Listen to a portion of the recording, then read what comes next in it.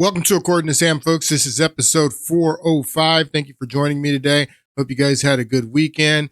We're going to pick up where we left off in the last podcast. We're still talking about the Catholic Church, talking about popes, bad popes, good popes. We're going to pick up with the clip from Dr. Marshall Taylor that we started last podcast with. I'm going to play it in full, and this will get us kicked off today. But this is a clip from Dr. Marshall Taylor talking about bad popes, good popes. We started with this with the last podcast, and we're going to start with it again today. Take a listen. This is from Gilmore. Question about bad popes. The Catholic Church has had bad popes before. However, they were bad in their own personal lives, unlike Pope Francis, who has changed church teaching. I struggle with this. I'm always amazed when I talk to Protestants and they're like, did you know about Pope Alexander VI? He was a bad pope. And I'm like, yeah, I know about him. And they're like, you do? And you're still Catholic? It's like, you guys don't get it. Just because a pope is bad or a pope sins or a pope has to go to confession, it doesn't make the Catholic Church not true. No Catholics believe that. You know, there's a saying in Italian, fat pope, skinny pope, fat pope, skinny pope. That means popes come and go. If you've been in Italy, you've seen hundreds of popes, right? I just want to point that out. He says that there's a saying in Italian. He doesn't say there's a saying in Latin, or that there's a saying in German, or that there's a saying in French. There's a saying in Italian, fat pope, skinny pope, fat pope, skinny pope, popes come and go, good pope, bad pope, popes come and go is what he's saying. The Catholic Church, not true. No Catholics believe that. You know, there's a saying in Italian, fat pope, skinny pope, fat pope, skinny pope. That means popes come and go. If you've been in Italy, you've seen hundreds of popes, right? They just go. All right. The thing that's constant is the Father, Son, and Holy Spirit in the church. Popes come and go. I will admit, for me, there's something else that's more troublesome pontificate. I just want to say this too.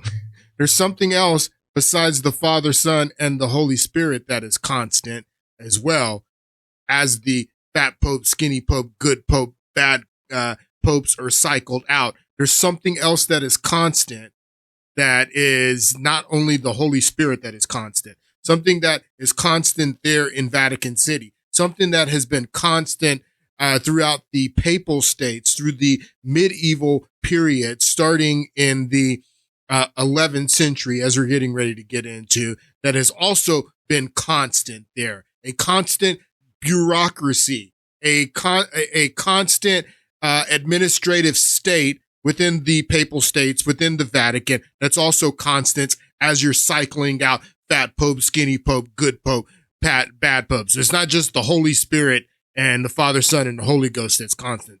There's also this bureaucratic administrative state that protects the institution that is also constant throughout the recycling of the fat pope, skinny pope, good pope, bad pope. Just wanted to point that out. You know, there's a saying in Italian, fat pope, skinny pope, fat pope, skinny pope. That means popes come and go. If you've been in Italy, you've seen hundreds of popes, right? They just go. All right. The thing that's constant is the Father, Son, and Holy Spirit in the church. Popes come and go. I will admit, for me, the most troublesome pontificate of all the popes from Peter till Leo is that of Pope Francis. I don't think that's any secret for anyone who watches the Dr. Taylor Marshall podcast. And I just found this, and we talked about this in the last podcast, I just found this to be a quite frightening a frightening statement for Dr. Marshall to say this, that throughout this cycling of popes, fat pope, skinny pope, good pope, bad pope, throughout history, and there's been many bad popes. There's been a lot of good popes too. You know, they haven't all been bad, but as we're going to talk about today, but this administrative state, this bureaucratic institution that was set up in the 11th century, when the good pope comes in, as we're going to talk about today, and tries to reform this bureaucracy and make reforms in the church, then they're undermined by this bureaucracy, undermined by this administrative state So, you know, for him to say that, he's going to say it here as we play more here, that from Peter to the current Pope Leo, that the worst Pope, in his opinion, as a author, as a doctor, as a theologian, as a apologist for Catholicism, the worst Pope was the Pope that just died last year, Pope Francis the Jesuit. I think that that's a frightening statement, because that shows that this institution is not improving, that this institution is not getting better, that the institutional rot that has been taking place for centuries, as you're going to see today, is only getting worse, because the last Pope was the worst Pope out of all the popes. And we've had tons of bad popes, fat pope, skinny pope, fat pope, skinny pope. But according to Dr. Marshall, a Catholic apologist, and I tend to agree with him too, quite frankly, that the last Pope, the Jesuit, Pope Francis, is the worst of all. And we're not even a year into the new Pope's papacy.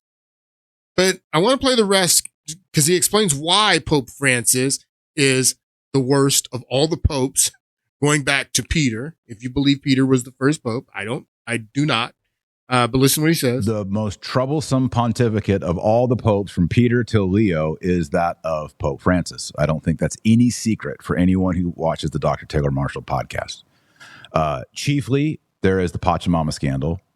There is also the changing of the catechism, the language regarding the death penalty as inadmissible. Changing of the catechism, that Pope Francis did that. There is the Pachamama scandal. There is also the changing of the catechism, the language regarding the death penalty as inadmissible.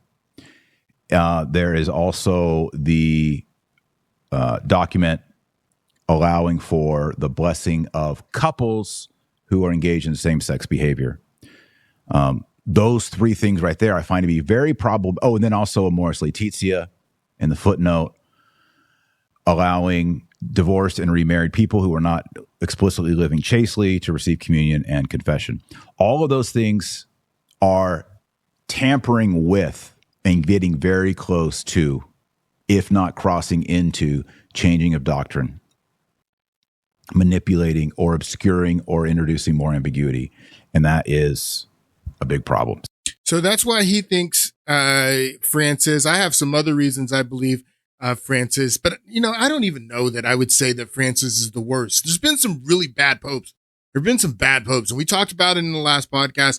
We talked about first the Borgia, the Alexander the Sixth, who he mentioned was a really bad pope, wicked pope that did nothing but do things to increase the power and wealth of his family.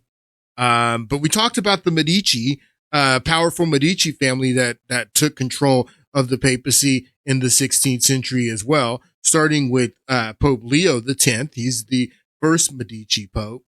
And we talked about the fact that the Protestant Reformation started under the papacy of Leo X, because Leo X, like Alexander VI, the Borgia pope, was wicked, didn't care anything about spiritual things, only cared about increasing the wealth and power of his family. And he had a very, very powerful banking family that he was a part of in the Tuscany region.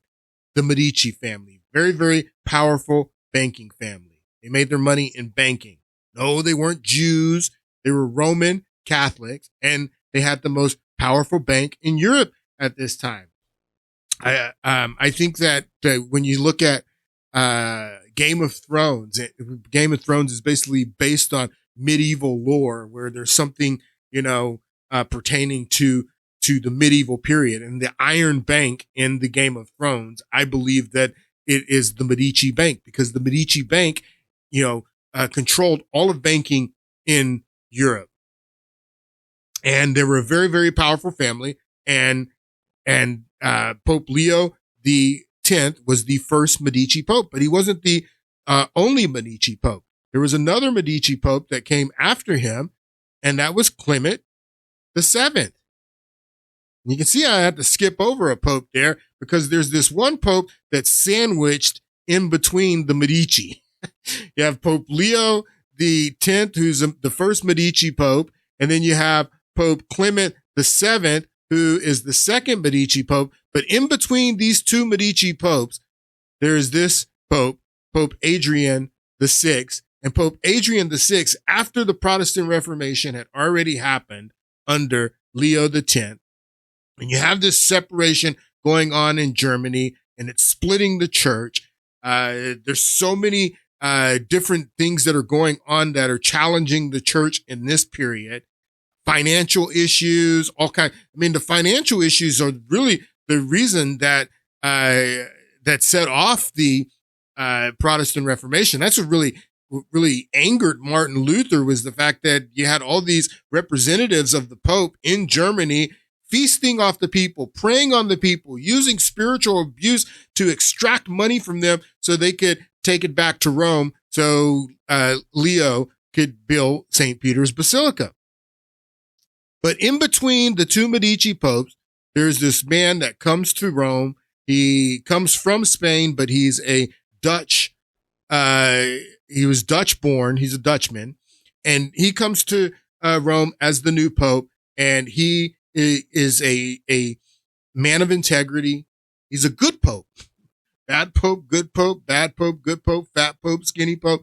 Well, Adrian the 6th happens to be a good pope, and he comes in with the mind that he's going to reform the church and this administrative state that stays consistent through the good pope, bad pope, skinny pope, fat pope. This administrative bureaucracy, the Curia in Rome, they undermine him in every step of the way. He ends up dying after 20 months as a pope, and then you get a Medici again.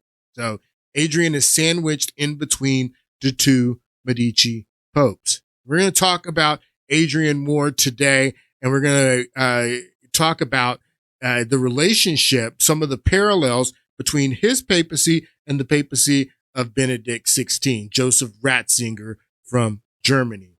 Now, Joseph Ratzinger from Germany comes in. Well, he was already part of the administrative state, the administrative bureaucracy. He's part of the Curia under John Paul II. And then after John Paul II dies, then Benedict Joseph Ratzinger, the German, Bavarian-born priest, becomes the pontiff. And he ends up resigning in 2013. And I believe that the reason that Ratzinger resigns and the pressures that he was facing in reforming the church are very similar to what happened to Adrian the 6th when he, dies 20 months into his papacy and not being able to reform the church at all and bring much needed reforms that, if again, the Protestant Reformation was in its infancy. The Protestant Reformation kicks off against under the papacy of Leo X, the first Medici pope. The Protestant Reformation kicks off 3 years into his papacy, and it's in its infancy when Adrian comes in and tries to implement the much needed reforms that could have quailed the Protestant Reformation before England breaks off, before the split of Holland, and all of the wars that took place that preceded the Protestant Reformation. All of that could have been avoided if the reforms that Adrian tried to make were implemented. And they end up being implemented, these reforms, in 1545 when the Council of Trent is called, during the Council of Trent, but by then it was too late. And the question that you can ask, here, looking at this from a historical point of view, is what would have happened if Adrian, the Pope, the person who's supposed to be representing St. Peter and hold this prominent seat as the head of the church, if he was allowed, think about this, if he was allowed to implement the reforms that he wanted to make. But him being the leader of the church, the person who's sitting in the seat of St. Peter, he did not even have the power and was not allowed to face this administrative state, this administrative bureaucracy, this entrenched government that stays consistent. Fat Pope, skinny Pope, good Pope, bad Pope, they stay consistent. It's a very corrupt group of people. And they did not allow the reforms to be made that Adrian wanted to make.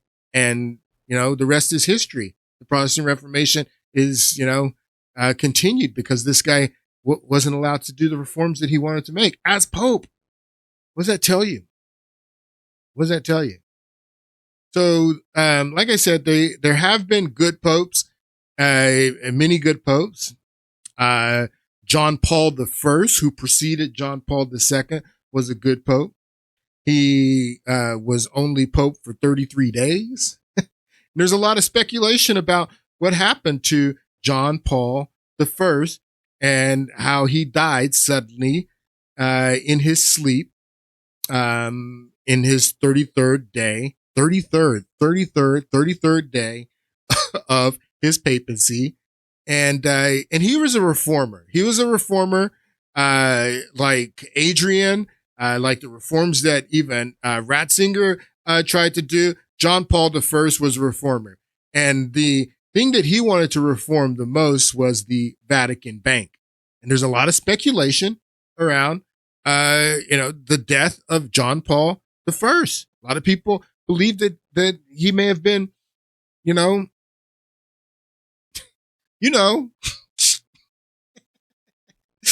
there's a lot of people who believe that. There's a lot of people who believe Adrian, going back to Pope Adrian, who died 20 months into his papacy. There's a lot of people who believe that that if he wasn't poisoned and killed, that he was not treated and they allowed him to die, basically. But I mean, Pope John Paul I wanted to reform the Vatican Bank, the IOR, Institute of Religious Work. At this time, of John Paul I, the IOR, the Institute of Religious Work, Vatican Bank, was laundering money for La Costa Nostra, the Italian mob, the Sicilian mob. And John Paul I wanted to come in and reform the bank and audit the bank because they were laundering money for the mob and for many other people. It was a very, very dirty bank. It is to this day, as you're going to see here. But John Paul only lived, for 33 days of his papacy, and then he dies, I would say mysteriously. I mean, people have been talking about this forever. Vatican Bank scandal, a story of power, greed, and murder. And what this guy says that on the night of September 28th, 1978, Pope John Paul I went to bed reportedly in good spirits, preparing for another day of reshaping the Vatican. He was a reformer. By morning, he was dead. No autopsy, no official cause of death beyond the vague reports of a heart attack. Just 33 days after assuming the papacy, the smiling Pope was gone, leaving behind a trail of unanswered questions. So that's John Paul. And he was a good Pope. He wanted to reform the Vatican Bank that was laundering money for the Sicilian mafia. How the Sicilian mafia came into the service of the Vatican Bank and murdered 33-day Pope John Paul I, who called for its reform. So John Paul I called for reforming the Vatican Bank. He was dead 33 days into his papacy. So there's other examples besides what I'm going to tell you about Adrian VI and Benedict XVI, but I'm focusing on them because he's Pope and trying to reform the church in a period when the Protestant Reformation is just kicking off. And like I was telling you, if his reforms were allowed to be implemented, he's the Pope, seat of St. Peter, his reforms were allowed to be implemented, then it could have stopped the Protestant Reformation. And then the reason that I'm talking about Benedict because this is more recent, and it demonstrates that over 400 years since Adrian IV, that the problem of the Curia, the problem of this bureaucratic administrative state that runs then the papal states, now the Vatican, is a corrupt institution, and it's experienced institutional rot, and there's no fixing it. It's been 400 years, and the problems that Benedict ran into in 2012, 2013 are the same problems that Adrian was dealing with this institution going back to the 16th century. What I'm trying to show you is the consistency.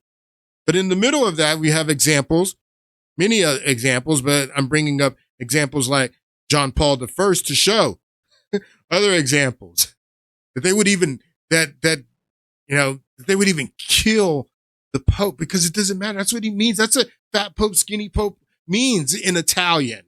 That's what it means. It doesn't matter who the man is. It's the position that is important. The papacy as the position. He'll put any man in that position.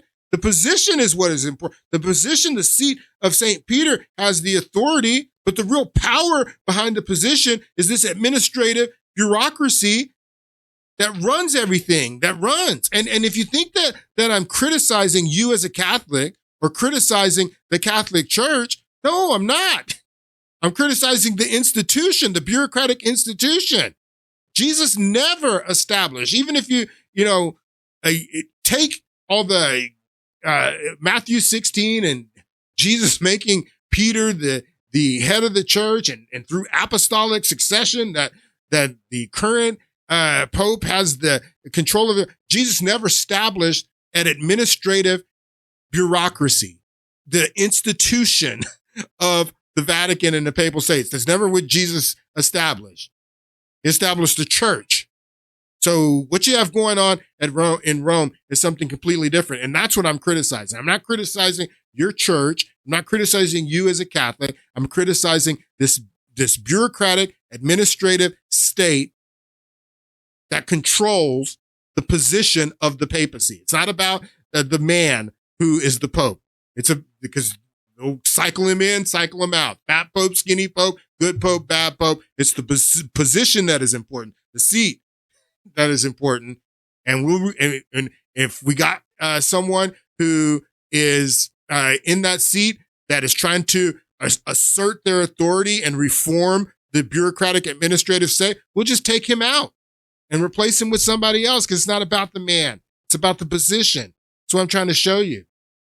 So the Roman Curia, I wanted to state this too, that this institution is a uniquely Italian institution.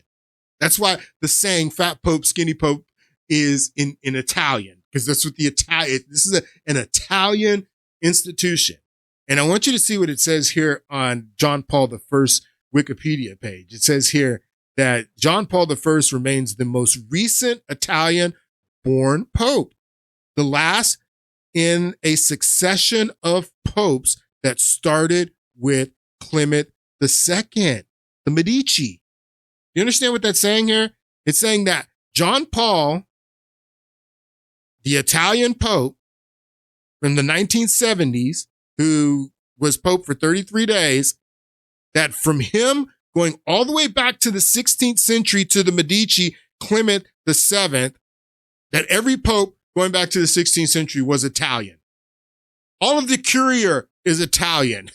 The Pope's Italian. This is not only a institution that is bureaucratic and corrupt in many ways. It is Italian. It's an Italian institution. And so that's why after John Paul I, then you get John Paul II, who's Polish. Then you get Ratzinger from Germany. He's from Germany. And then you get Francis, who's from Argentina. But something cute about Francis being from Argentina. Francis is from Argentina, but he's Italian. Bergoglio. I mean, that's an Italian name. It says right here. born and raised in Buenos Aires, Argentina, his family of Italian origin. So Bergoglio, even though he was born in Buenos Aires, his family is Italian, and he's got an Italian name. This is really interesting too, because if you know the prophecy of Malachi, the last pope is Petrus Romanus, Peter the Roman, and that would have been this guy who is Italian, but he was born in Buenos Aires. So it was very important for these guys to start selecting popes after John Paul I, who were not Italian. So that's when you got the Polish John Paul II again, Ratzinger from Germany, and then the Italian Francis, and now the American Pope, to try to get away from this image that this is an Italian institution. But this is an Italian institution. And I think that the interesting thing is that it would go back to Leo II if it wasn't for Adrian. That the intermission, the 20-month intermission between Leo X and Clement VII is the 20-month intermission between these Italian popes. That if it wasn't for Adrian, that it would go back to Leo II from John Paul the First to Leo II. So the Roman Curia, we're going to talk about the Roman Curia today a little bit more. This is that government that I'm talking about, that bureaucracy that I'm talking about, that administrative state that I'm talking about, the Roman Curia. This is the real power behind the church, not the papacy. The papacy is just a position. If someone is in that position that is not playing ball, gotta go. You gotta go. They won't be there long. And the Curia will undermine you in every step of the way. That's what happened to Adrian. That's what happened to Ratzinger, Benedict. That's what happened to John Paul. That's what happened to Pius III and many others that came in that thought that they were going to reform this institution. And they're like, no, they're undermined in every step of the way. The seat of St. Peter. He's not the power. The power is this guy, the bureaucrats, the administrative state that runs everything in the Vatican. The Roman Curia court of Rome comprises the administrative institution of the Holy See. It is sometimes incorrectly referred to as the Vatican Curia. It's not the Vatican. People do sometimes call it the Vatican Curia. It's not the Vatican. It's the Roman Curia. I think that's very important that you understand that. This is not the Vatican Curia. This is the Roman Curia, because the Curia, it was established in the 11th century, as you're going to see here in a moment. And at that time, you had the Papal States. The Papal States were the entire middle part of Italy. It was more than just the Vatican. They ran it all. So it's the Roman Curia. The Roman Curia is the central body through which the affairs of the Catholic Church are conducted. The Roman Curia is the institution of which the Roman Pontiff ordinarily makes use in the exercise of supreme pastoral office and universal mission in the world. So the Curia, you can see it started with Pope Urban II. Started this in the 11th century. Pope Urban II is the pope that called the Crusades. This is the middle of the Crusades when this starts.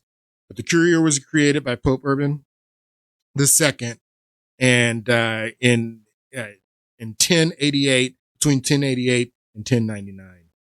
So this is the administrative structure that runs then the Papal States and now the Vatican. And the Vatican Bank is part of this government structure that is run by the Curia. They call it the Institute of Religious Works, but the Vatican Bank, as you're going to see, does a lot more work than religious work. They clean money for the mob and for politicians and governments that want to hide their money, corrupt despot governments. The Iranian government keeps money in the IOR Vatican Bank. I don't know if they still do, but they used to.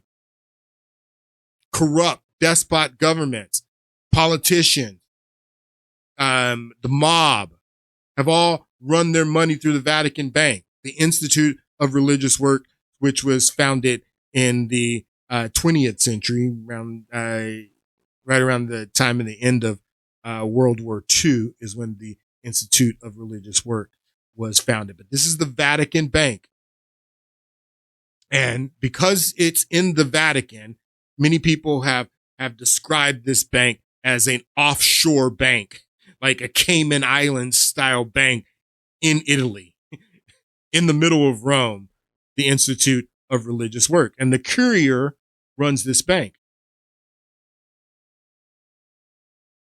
All right, so let's talk about Adrian and what were some of the issues that were facing him and his papacy that he came in trying to reform.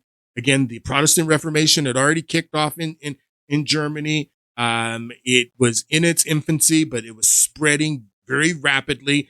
And everyone, not everyone, but many Catholics, not only Protestants, believed that the church was in desperate need of reforms. Adrian wasn't the only one who believed that the church was in desperate needs of reform. Again, the Council of Trent is called years later, and the reforms actually take place, but by then it is too late.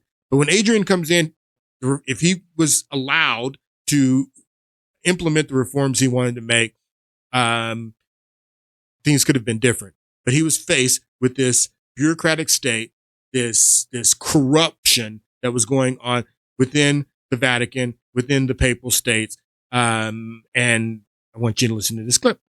To understand what happened to Adrian inside the Vatican, you first need to understand what the Vatican was, not theologically, structurally.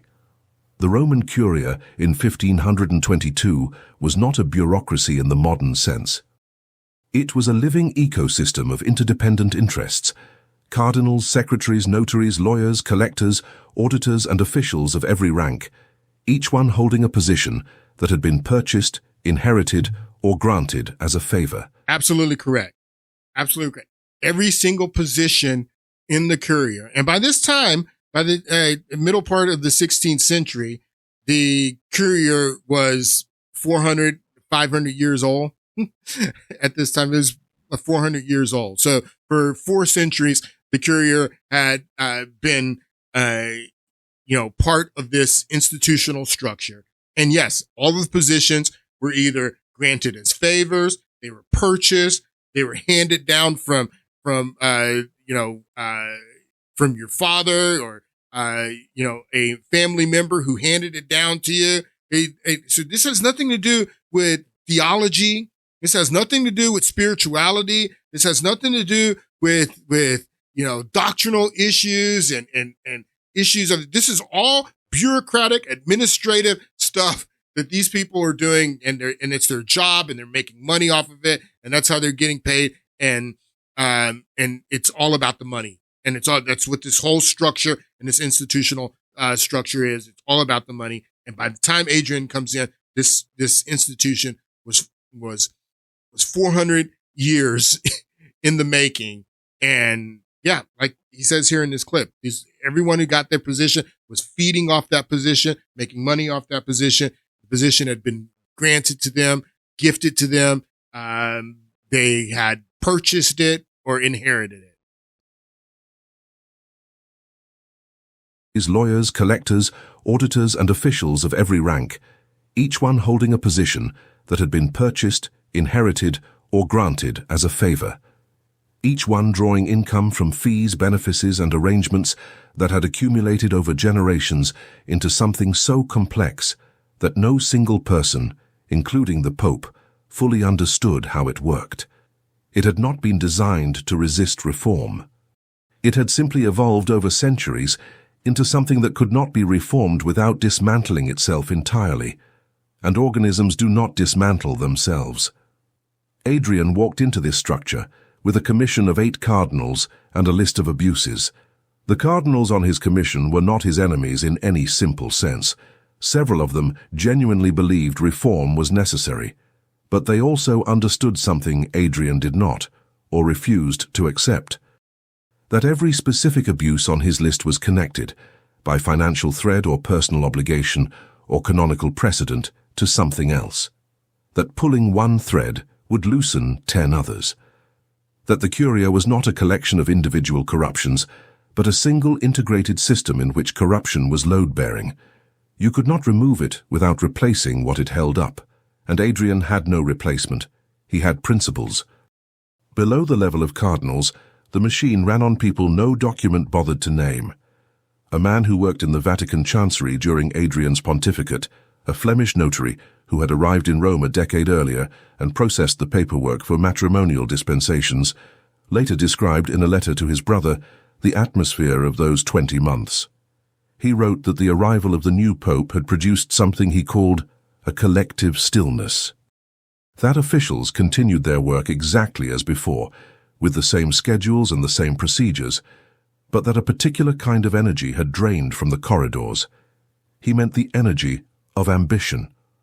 Under Leo X, he wrote, every man in the building had been calculating his next position, his next patron, his next opportunity. Under Adrian there were no opportunities. The new pope did not grant favors. He did not build networks.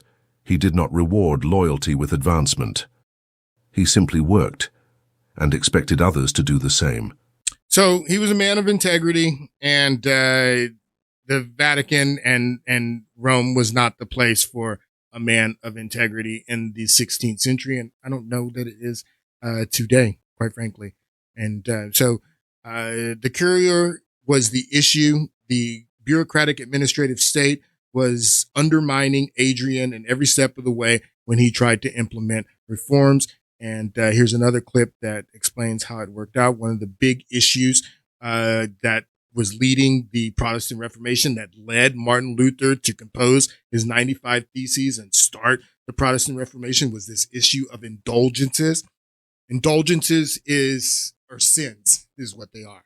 And what the Catholic Church was teaching at this time is that you could give money, you can pay money and for your sins to be forgiven is what, I mean, think about this, people. Talking about spiritual abuse, talking about the same type of spiritual abuse that was going on at the temple that made Jesus turn over tables and whip the money changers. This is the same thing that was going on, that you could pay money to sin. Not only could you pay money to sin, what was going on in Wittenberg that really caused Martin Luther to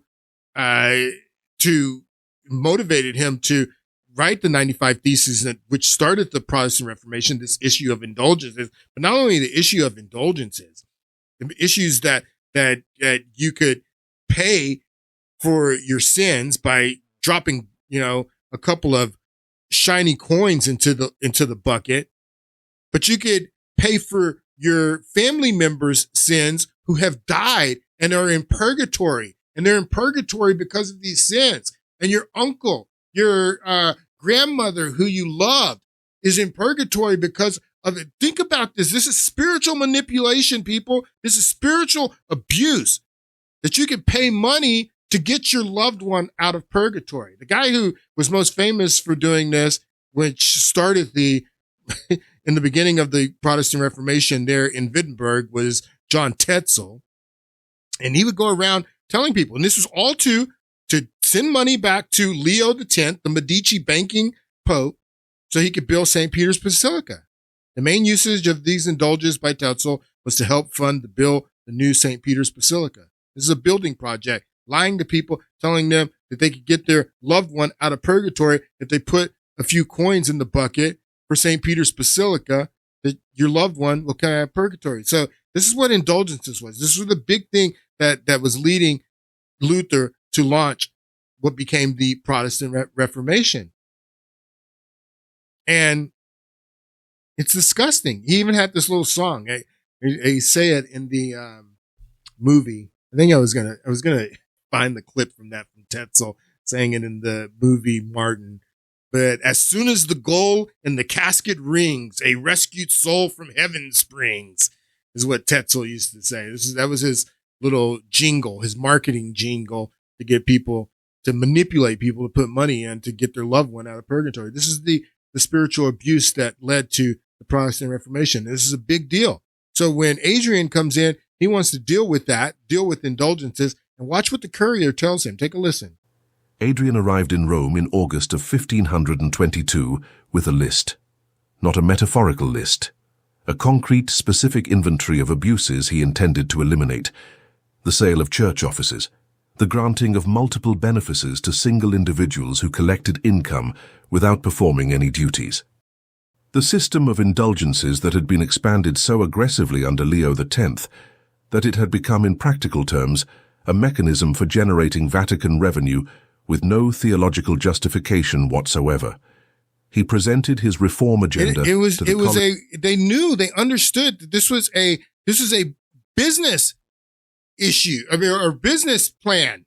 This was a revenue generating system, was to manipulate people to give their money for indulgences. It was complete manipulation. And the banking Pope, the Medici Pope, who increased his family's wealth through banking and all they cared about was money. This was a business plan that they had, raising money using indulgences to lie to people. This is crazy. So Adrian comes in, he wants to reform this. He wants to get rid of this. It has no doctrinal, there's nothing in scripture. There's no doctrine behind it at all. It's just to manipulate people and use spiritual abuse to raise money. A mechanism for generating Vatican revenue with no theological justification whatsoever. He presented his reform agenda to the College of Cardinals within weeks of his arrival. The response was immediate, and it was no, not a dramatic no, not a confrontation, not a rebellion anyone could point to and say, no, there. No, we're not going to stop this. We're not going to stop manipulating people with indulgences to raise money. That is where it broke. The cardinals simply did not move. Meetings were scheduled and postponed. Commissions were formed and produced nothing. Recommendations were received, acknowledged, filed. The machinery of the Roman Curia, the vast administrative organism that had governed the Church for centuries, that had survived crusades and schisms and the fall of Constantinople, absorbed Adrian's agenda the way stone absorbs water. It took it in, and gave nothing back. The indulgence reform was the first to collapse. Adrian had identified specific abuses, particular grants, particular sellers, particular financial arrangements that had no doctrinal basis. He ordered them stopped. His cardinals explained patiently that the income from these arrangements had already been contracted years in advance by his predecessor. Wow. Listen to that. Listen to that. He tries to remove this spiritual abuse that's going on in the church, and the cardinals tell him that you can't do this because the banking Pope, the Medici Pope that preceded you, he had already contracted the proceeds from these selling of indulgences to other independent people. And these contracts are already, made. They were made by your predecessor. The guy who sat on the throne of St. Peter before you, the banking Medici Pope, he contracted out that the proceeds from the indulgence that we're selling, manipulating people, telling them they were going to get their family member out of purgatory. He contracted those out already, so we can't stop it. And Adrian wanted to stop it. And it was one of the major issues driving the Protestant Reformation. It's crazy. Adrian had identified specific abuses, particular grants, particular sellers, particular financial arrangements that had no doctrinal basis. He ordered them stopped. His cardinals explained patiently that the income from these arrangements had already been contracted years in advance by his predecessor, that stopping them would breach existing agreements, that the legal complications were considerable. Adrian pressed. The cardinals produced documentation. The documentation was real. Leo X had indeed pre-sold years of indulgence income to cover his own debts. Pre-sold years of indulgence income. Indulgence income. Produced documentation. The documentation was real. Leo X had indeed pre-sold years of indulgence income to cover his own debts. Adrian was legally, canonically, constrained by decisions made before he ever set foot in Rome. He had inherited a machine already mortgaged to itself. The matrimonial dispensation system was next.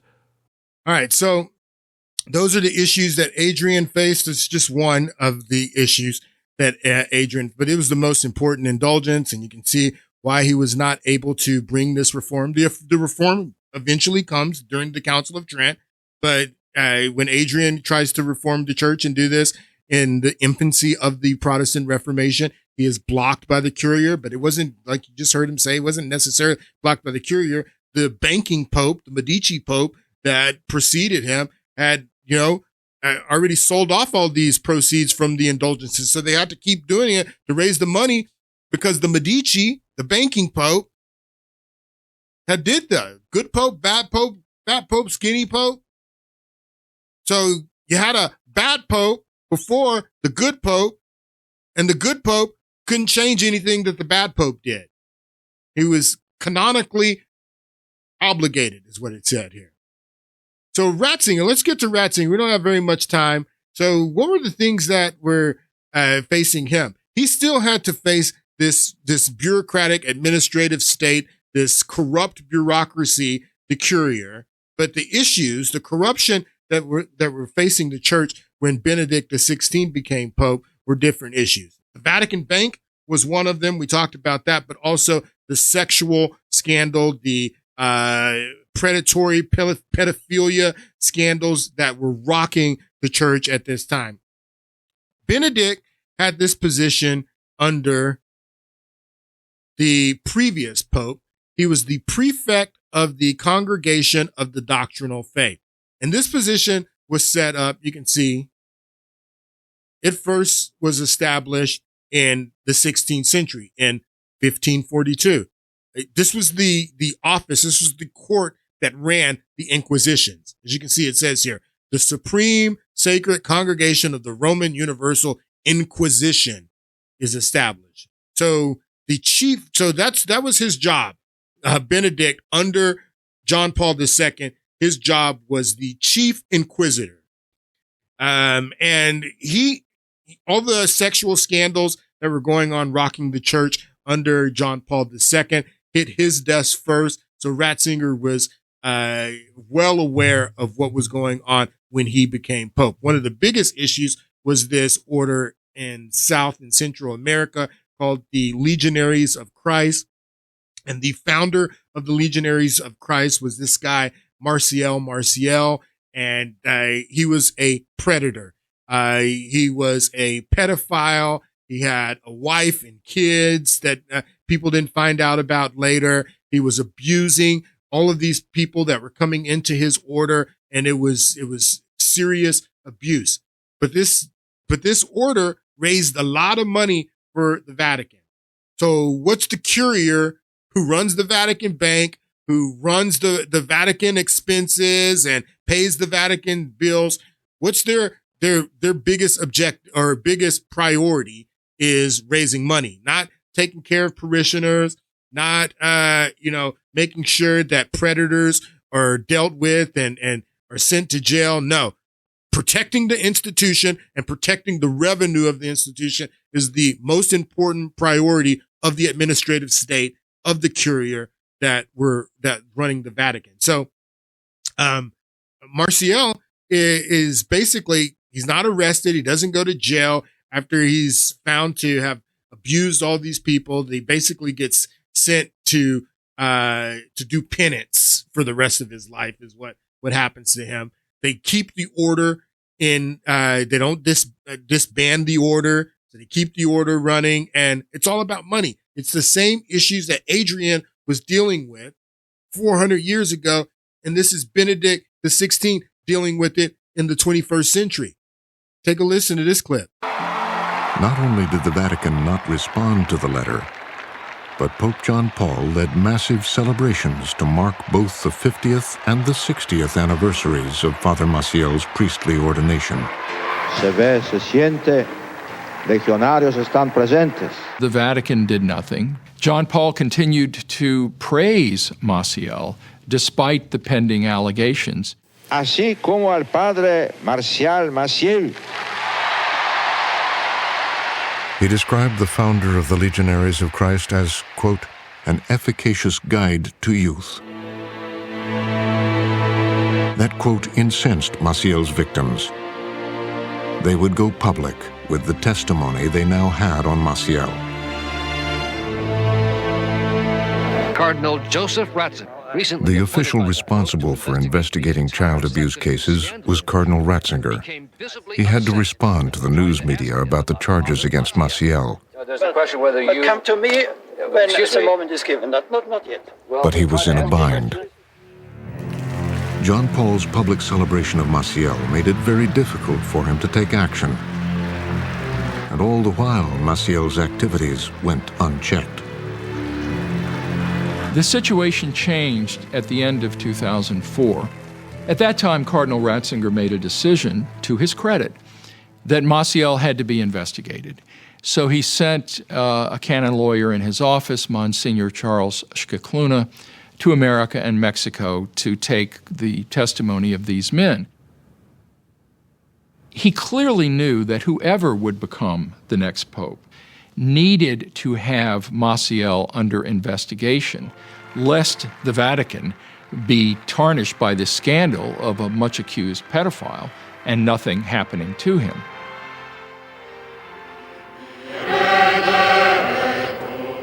With the death of Pope John Paul, it was Ratzinger himself, now Pope Benedict, who would have to pursue the case against Maciel. Once he's Pope, then the question becomes, how do you deal with this man? What should have happened was the order should have been disbanded, and instead he invited him to spend the rest of his life in prayer and penance. So this is Ratzinger, this is Benedict XVI who made this decision to allow him to spend the rest of his life in prayer and penance. And Ratzinger doesn't disband the order, but then they explain why he doesn't disband the order. Take a listen. There was no description of his crimes, no apologies to his victims. Why didn't he just banish him? Why? Because the Legionaries of Christ is a large and very wealthy order and puts lots of money in the Vatican's coffers. The Legion, which had defended him all along, never admitted that he abused any of these altar boys or young seminarians, announced at his death that he had gone to heaven. So because the order made a bunch of money and because it raised a bunch of money for the church and for the Vatican, that is why Benedict kept the order intact and allowed Maciel to spend the rest of his life in prayer and penance instead of behind bars, as he should have, for being a predator and preying on young people. So this was the scandal that was rocking the church at the time of Benedict XVI. Also, the scandal in the Vatican Bank comes to a head during the papacy of Benedict the 16th because of the financial crisis in 2008. This clip goes into that. We'll play that. I have a little bit. It's difficult to be good in the Vatican.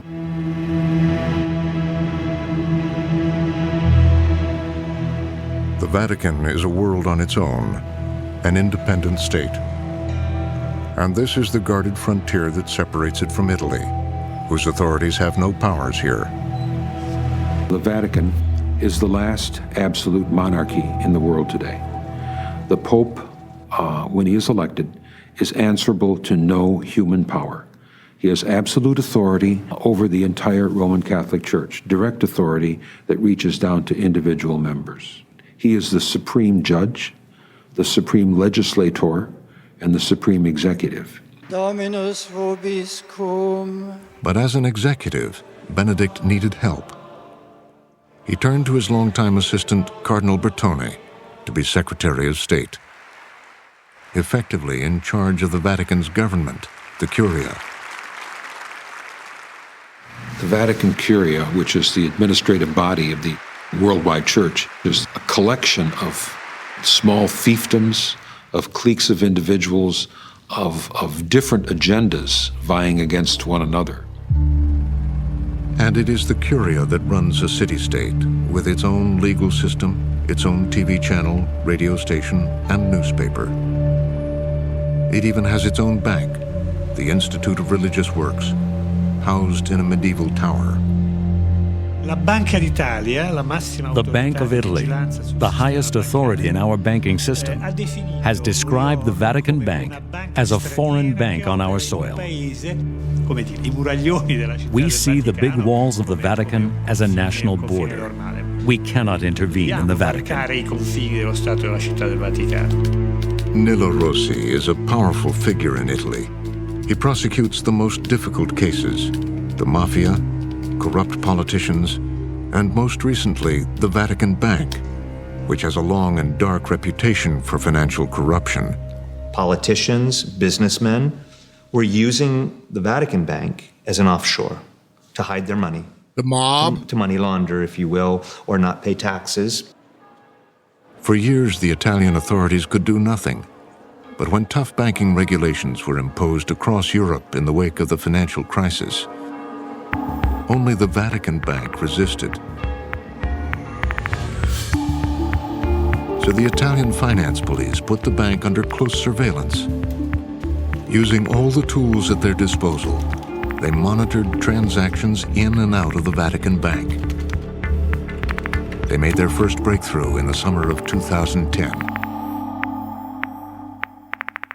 In that case, it happened that an Italian bank received a request from the Vatican Bank to transfer 23 million euros. The Bank of Italy requested details for both payee and recipient in the transaction and the reason for the transfer. The Vatican Bank failed to provide adequate information, so the Bank of Italy decided to freeze that money. The whole European banking community was up in arms. With account holders that included the Iranian and Iraqi embassies, there were fears that the bank could be used for money laundering. One bank after another refused to do business with the Vatican Bank until it cleaned up its act.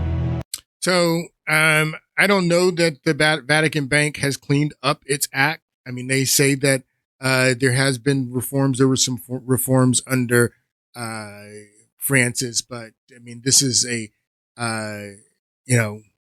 Vatican Bank is part of this medieval bureaucratic administrative institution that runs the Catholic Church. And it's all based on the position of the Pope. As you saw in the last clip, the position of Pope, that they called him the last absolute monarch of Europe. That's what he is. He's an absolute monarch of the Vatican States that were founded. The Vatican States, the fascist Benito Mussolini founded the Vatican States again in 1929, I believe, is when that happened. But since then, it is its own state. It has its own bureaucracy, its own government that's run from the position of Pope, who is the chief administrator. He is the head of state, not only in spiritual things is what the gold key represents, but also in temporal things. And in these temporal things, also in the spiritual things, he is backed up and controlled by this administrative bureaucracy called the Curia. And quite frankly, it doesn't matter who the Pope is. Fat Pope, skinny Pope, good Pope, bad Pope. This bureaucracy stays entrenched. And if anybody comes in and tries to reform this bureaucracy, then they're going to get John Paul I or some other examples that I could also bring up, which I believe that popes, that even the person in the seat of St. Peter was taken out because they try to reform this bureaucracy and institution. So we're going to pick this back up in the next podcast. I have some more that I want to share. We're going to get back into I'm going to share a few more clips about the papacies of Adrian and Benedict and how I believe they line up. There's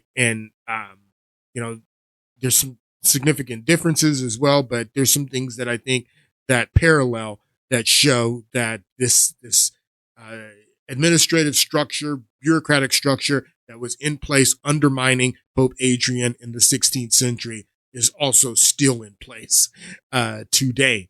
And I want to show that. Spend a little bit more time showing that on Friday. And then if I have a little bit more time on Friday, I want to get back into Matthew 16 and talk more about this interaction that Jesus is having with all of his disciples. And this is the passage that Catholics lean on that gives the papacy this authority and in this position that is being controlled behind the scenes by this bureaucratic administrative state. So that all of that power comes from this passage in Matthew 16. And we read a little bit of it a couple of podcasts ago, but we're going to get back into it in the next podcast. Anyway, that's the show for today. Hope you guys enjoyed it, and I'll see you guys on Friday.